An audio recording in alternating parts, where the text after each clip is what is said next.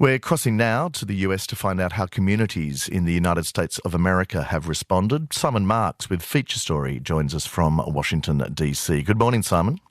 Good morning to you, Chris. This is not an event we are accustomed to in Australia. No one in their wildest dreams would imagine something like this taking place in Australia.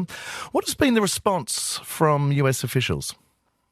Indeed, and condolences, of course, to everybody there for the dreadful events that eclipsed dreadful events that were taking place this weekend here in the United States. Because remember, hours before the attack on Bondi began, Brown University in Providence, Rhode Island, was the scene of a mass gun attack. And indeed, the perpetrator of that crime is still on the loose. So America was already considerably focused for tragic reasons on yet another incident of mass gun violence here when the images started coming into the United States from Australia.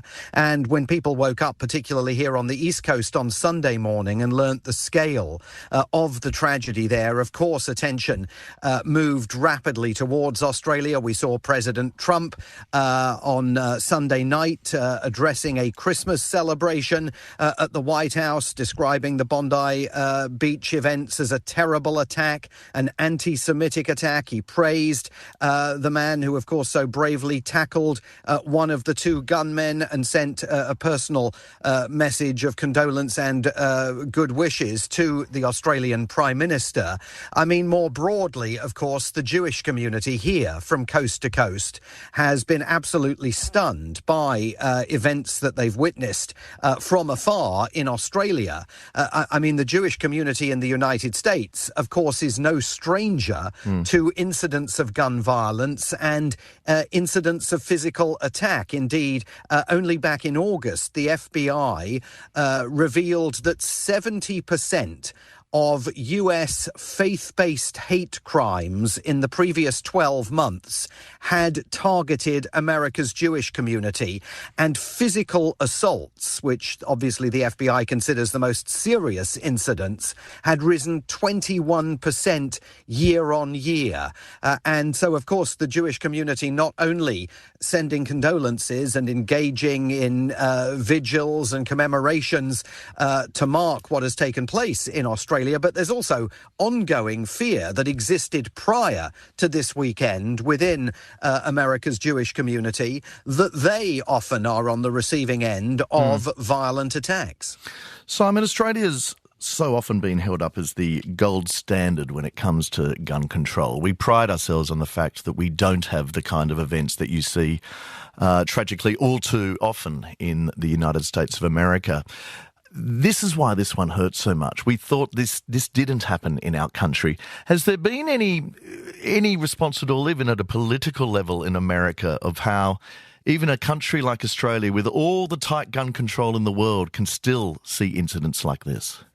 Yes, well, I think it goes in two different directions here, Chris. I mean, there will be those in the pro-gun lobby who say, well, this just goes to show all the gun control in the world doesn't prevent incidents like this from taking place. And they've said similar things in the past when incidents of mass gun violence, rare though they are, in Europe have taken place as well. But there is certainly a lot of focus today, particularly on CNN and also the left-leaning news channel MS Now here, on the fact that Australia so rapidly is talking about tightening gun control, because we never have that conversation here in this country. There's no suggestion that the attack on Brown University, for example, on Saturday, is in any way going to fuel new efforts to tighten gun control laws, which of course are extraordinarily loose here, or result in people rethinking their adherence to the Second Amendment of the American Constitution that guarantees people the right to bear arms, even if those arms turn out to be AR-15 assault rifles, often used in incidents of mass gun violence here. The political calculus on Capitol Hill over gun control never shifts. And so to see Australia within, 36 hours of these awful events, saying, right, we really need to start thinking about tightening gun control even to a greater degree, is a matter of amazement, I think, to many Americans, because that simply never, ever happens here. You mentioned there's a very large Jewish population in the United States of America living, from coast to coast. Have there been vigils held in honour of the Australian tragedy?